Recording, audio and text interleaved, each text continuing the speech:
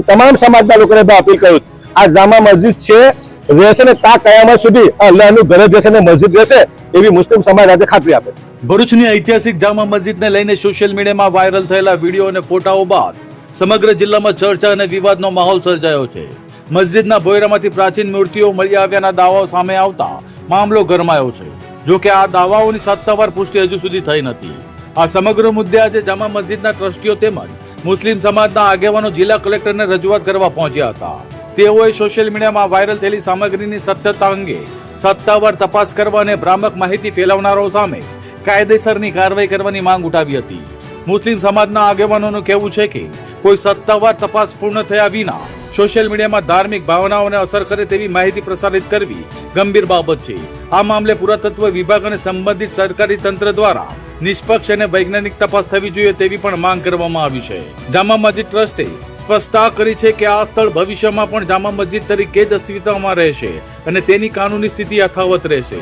ટ્રસ્ટના પ્રતિનિધિઓએ કેટલાક તત્વો દ્વારા અફવાઓ ફેલાવી કોમી સૌહાર્દને નુકસાન પહોંચાડવાનો પ્રયાસ થતો હોવાનો આક્ષેપ પણ કર્યો છે। ઉલ્લેખનીય છે કે ગઈકાલે સોશિયલ મીડિયામાં વાયરલ થયેલા દાવાઓમાં જૈન તીર્થકર મલ્લિકાનાથ સહિત કેટલીક પ્રાચીન મૂર્તિઓ મળી આવ્યાની વાતો સામે આવી હતી।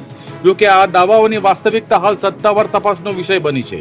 સમગ્ર મામલે હવે વહીવટીતંત્ર, પુરાતત્વ વિભાગ અને પોલીસની કાર્યવાહી પર સૌની નજર મંડાઈ છે। આજ રોજ તારીખ 11/6/2026 અને ગુરુવારના રોજ ભરૂચ ઐતિહાસિક જામા મસ્જિદના તમામ ટ્રસ્ટીઓ, અલગ અલગ સંસ્થાઓમાંથી આવેલા જમિયતુલ ઉલમાએ હિન્દ છે, ઇકરા છે, તમામ તંજીમો અહીંયા મોજૂદ છે। મૌલાના અમારા કુરેશી પ્રેસિડેન્ટ સાહેબ બી મોજૂદ છે અને આજે અમે કલેક્ટર સાહેબને એક અપીલને માંગ કરવા આવેલા છે કે અમારો જે જામા મસ્જિદનો દરવાજો અનલીગલી રીતે બંધ કરેલો છે, કોઈ પણ જાતની નોટિસ કે પુરાવા વગર બંધ કરેલો છે, એને તાત્કાલિક ખોલવામાં આવે।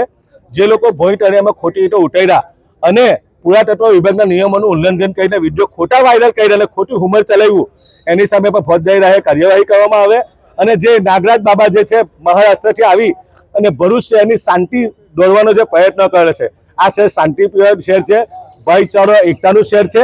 એને જે 15 તારીખે 5 થી 6 હજાર લોકો ભેગા કરવાનું જે આહવાન કરેલું છે એની સામે પણ કાયદેસરની કાર્યવાહી કરવા માટે અમે આજે જુમ્મા મસ્જિદના તમામ ટ્રસ્ટીઓ અને આગેવાનો આવી અને કલેક્ટર સાહેબને માંગ કરી કે આ તમામની FIR દાખલ કરવામાં આવે અને જે કોઈ લોકો શહેરની શાંતિ દોરે એમની સામે કાયદેસરની કાર્યવાહી કરી અને મુસ્લિમ સમાજ ન્યાય અને જસ્ટિસ મળે। એના વિભાગ આ પુરાતત્વ વિભાગની નૈતિક જવાબદારી આવે છે અને અમને ગઈકાલે પુરાતત્વ વિભાગમાં અમે જઈને આવ્યા, કમ્પ્લેન આપીને આવ્યા। એમને જ અમને કમિટમેન્ટ આપેલું છે કે આ તમામની સામે કાયદેસરની કાર્યવાહી થશે અને ફોજદારી રાહે કાર્યવાહી થશે। અને હું તમામ સમાજના લોકોને અપીલ કરું આ જામા મસ્જિદ છે રહેશે ને તા કયામત સુધી અલ્લાહનું ઘર જ રહેશે ને મસ્જિદ રહેશે એવી મુસ્લિમ સમાજ આજે ખાતરી આપે છે।